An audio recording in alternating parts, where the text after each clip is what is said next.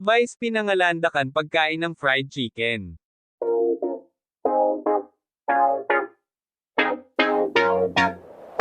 Isa si Vice ganda sa napakaraming attend sa opulence, star-studded Halloween Ball sa BGC noong Tuesday night. Pagdating ni Vice sa event ay ang ganda ng mood niya.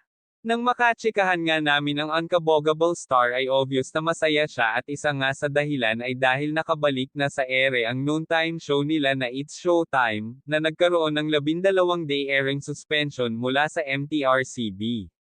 Nag-enjoy rin si Vice sa pakikipag-party sa mga dumalo sa opulence event ni Raymond Gutierrez. At pagkatapos ng event, imbes na umuwi ay dumaan mula sila ng kanyang team sa fast food restaurant na ine-endorse niya.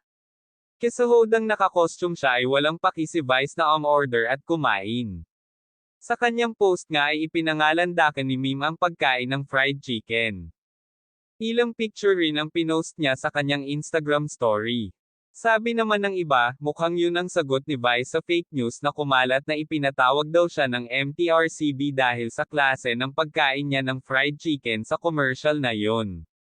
Anyway, marami naman ang natuwa dahil tinatangkilik talaga ni Vice ang mga brand na kanyang ine-endorse, katulad nga ng pagkain niya sa fast food restaurant na yun.